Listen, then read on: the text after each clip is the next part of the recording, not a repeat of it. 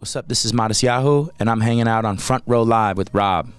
Let's jump into the new video that just dropped a couple days ago, Reservoir. What was the involvement that you had in the treatment of this video? I let Joe go with this one. Joe, we did 4 videos together for this record, and basically, like with this one, I just let him go with it. He's kind of a wild man. I just told him that I needed to be in it because like the original treatment didn't have me in it. Yeah. And the song is so personal to me. You know, it's really like it's a really important song to me. So did he execute what you wanted for this film? Yeah, I think he did a great job with it. Like I think the video has like a certain quality to it that represents, even though it's not literal to like the words that I'm saying and all that, but it sort of has a certain quality that represents like the haunting nature of the song. Okay. And what was the filming like for this music video? Well, we did it. We did 3 of the 4 videos in Fort Wayne, Indiana. No, not Fort Wayne. South Bend, Indiana, which is where Joe is from. Okay.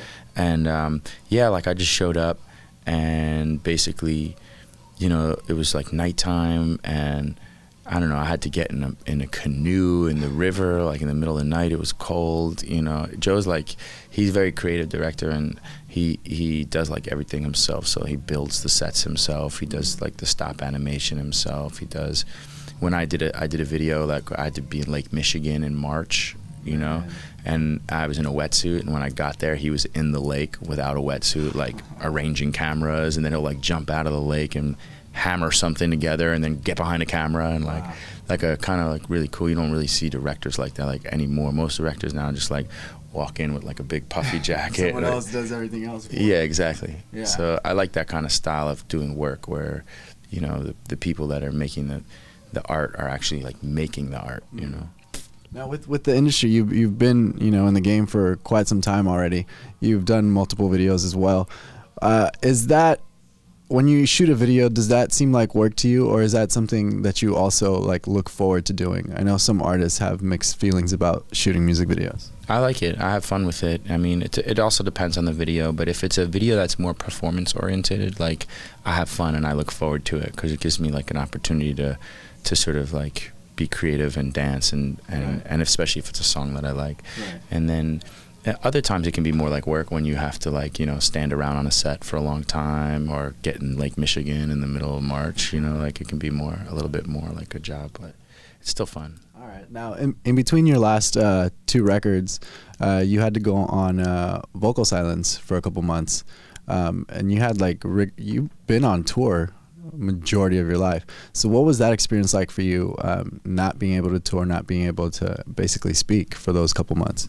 It kind of like forced me to just go inside, like go inwards and disconnect in a lot of ways from everything else. And it was like a really spiritual experience for me after having been spent so much time in the religion and study and prayer and you know, and then to take those things and kind of make them mine, as opposed to like trying to, I don't know, to do it out of like a habit or routine or because I have to. But that experience of just sort of stripping everything away and cutting everything back and simplifying and just getting in contact with myself. And in some ways that's like, you know, it was like shaving away literally like all the excess. Okay. And that's when I shaved as well, so it kind of matched up. So do you think if that vocal silence hadn't happened, you know, the shaving would have been maybe a little longer to do, or? No, I think I would have done it. I came to a certain point, like inside myself, basically, where I just realized, like, my life is my life, and it's no one else's life, and I'm not like, I have no duty to anybody else to follow anyone else's rules or do what people expect of me or want of me. But it's my life, and at the end of my life, I want to look back on it and say I did what I needed to do for myself. So I think it definitely would have happened. Like, I was on that path to doing that. Yeah. Now, with that change of appearance, you know, did you see it affect your career in any way?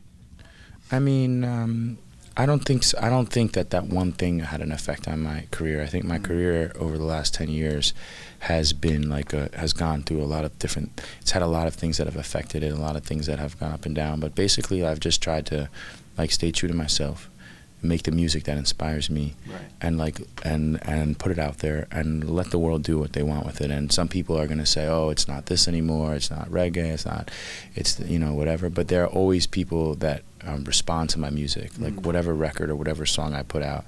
Like yesterday, I was on the train in New York, and this Costa Rican kid came over to me, and he was like, "Sick for So Long is my favorite song, that you've ever done," and I have the words written out all over my bedroom, and that's a song it's not like one of my more popular songs, but I'm finding with that last record, Akeda, there's a huge following of people that music has impacted deeply. And with the record I put out before, Spark Seeker, which was more of a pop record, that record talked to other people, you know what I mean? And Live at Stubbs talks to other people. So, I'm not trying to cater to my audience when I make a record. I'm trying to make my music, and then and because of that, I've seen actually my audience spread and grow, and not just be stuck with the same people that you've been gaining different demographics. Exactly.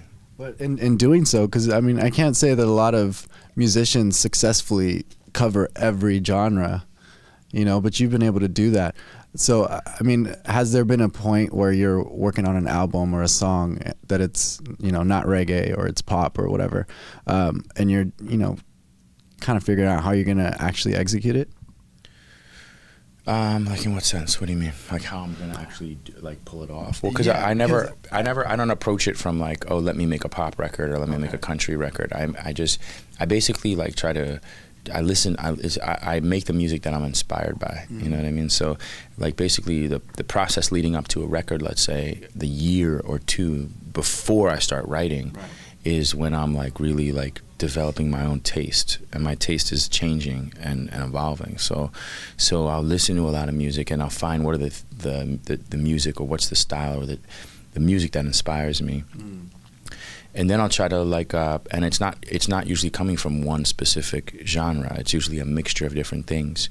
And then I'll put together a band and go on tour, and basically recreate my old songs to the new vibe that I'm feeling. And then once we have a sound kind of developed, then I'll go in and write new songs. You know what I mean? Okay. That's one way. Back to Akeda, how you were mentioning a lot of different people enjoy that record. I've noticed a lot of comments from fans that have been saying that they would love to see Akeda turn into a movie. What are your thoughts on that? Oh man, that would be cool. We have a script for a movie actually. Oh really? Kind of like Matisyahu's story type of thing, and maybe Akeda will be the soundtrack for it, or at least part of it, because that record was to this day is when I listen to it, I feel is the most intimate, and personal record that I put out. And being that it's so intimate and personal, was that a hard record to actually write out and record? Not really. There weren't a lot of distractions. This was after, I was let go off a major label. I didn't have managers and label people telling me anything. It was me and Stu Brooks, the producer, basically in a room together just making music. And then I brought in the other musicians to create, but it happened. It came about really naturally. Yeah. Now with these, you've been there 12, 15 years maybe, doing music. 12. What has been one of the most difficult times as a musician that you've experienced? As a musician, specifically music related, you mean? Music related, yeah. I don't know. It's hard for me to put my finger on one specific moment or one thing. I think, as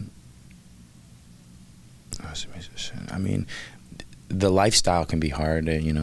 Traveling, being on airplanes, and being away from home for, a couple hundred days a year. So that can be draining, can be tiring. But falling into old habits and that kind of thing. But basically, I don't know. I still like. I love to make music. I love to create music. That's what I feel like I was put on the earth to do. You know, make babies and make music. So, like basically those two things. Be a father. The two most important things in my life are being a father. I know I wasn't a good husband and I'm not a great partner, but being a father is really important to me. Right. And making music that's real, that's authentic, that comes from my struggle or my personal life. And that's what you know, that's just what I feel like I'm doing here, you know, and then the feedback from the fans, you know, is great, you know, when you see like how the music touches people and how it connects with people, and over the years I've been able to say like my music has made a real difference in a lot of people's lives in a deep way. Okay. And so that's the upside to it. And the downside is that, yeah, you know, it can be draining, the lifestyle, you know, can be tough, you know. And we're getting close to the release of Live at Stubbs Volume 3. The first one, 5 days, yeah, exactly. And the first one was 10 years from today. But reworking these records that were fan favorites, how do you go about reworking it without losing the quality of that song that was so awesome to those fans? There are certain elements of a song, like and there are certain things that can change, and then there are certain things that stay true throughout. So, you know, like it could just be like a melody or a, you know, a certain thing, a certain song or whatever. Yeah. I mean, the style can change, different things can change, but like there's an essence to the song. And when I sing a song like today, like we did this performance and sang King Without a Crown and did it in a different style, but like when I sang a certain thing and it like reminded me of like being, you know, 22 years old and like singing this song for the first time and like the excitement of when this song came out and what that felt like when I was getting exposure to the rest of the world and all that. So there's an essence or like an essential quality to a song, and I try to keep that intact, even if it doesn't necessarily, you know, have the same beat or the same, you know, vibe exactly. I was actually surprised that I didn't see One Day on there. I've noticed a lot of fans like that song. What was the reason for not adding it to this album that's coming up? Well, it's been on. It was on the Live at Stubbs 2 record, and I wanted to like really do different songs from that last one. And it's a great song, you know, but it's just one song. So like it's like my calling card, you know what I mean? But it doesn't make it my favorite song by any means. You know what I mean? Now, with this record dropping October 2nd, you're gonna go back on the road in maybe like 2-3 weeks. What does the weeks coming up to the tour seem like for you? Honestly, like I honestly feel I've been on tour for 10 years. You know, I come home for a week or 2 weeks, or you know, the longest time was like 3 months during that time. You know what I mean? I mean, I don't really see it as like this is this tour or that tour. I just see it like I make music and that's what I do. You know. Okay. And then for this tour, what can we expect as far as performance wise? Well, the band is Aaron Dugan, the original guitar player, who started the band with me from original Live at Stubbs. He comes from like a real like rock, jazz, improvisational background, and then the drummer is Tim Kuiper, and he has this he plays with a lot of African musicians and has this sort of like African sound in his drumming, and then Rob Marsher on keyboard, who played with me for a long time. So we have, and then Stu Brooks, who played with me last 5 years in Dub Trio, who like really brings like this reggae hip hop kind of world that he comes from. So it's really like all about like bringing together like the different pieces, because I've always I've always been interested, like I was into rap music and reggae music and jam and all kinds of different things. So I've since the beginning, like since first record I ever put out, you know, is all about like bringing together different sounds and creating, trying to create like the sound that I'm looking for, not necessarily imitate like the sound that I hear on the radio or whatever else. So it's great. It's a great group of guys. They're like my closest friends in the world, and they're great musicians, and they're all like, they all know how to listen, you know, they all know how to improvise. They're not afraid to let go, you know, and really create music, and that is exciting to me. That's what makes me be excited about this tour in particular, and about going out and performing all the time, because I know that every night is going to be a new experience.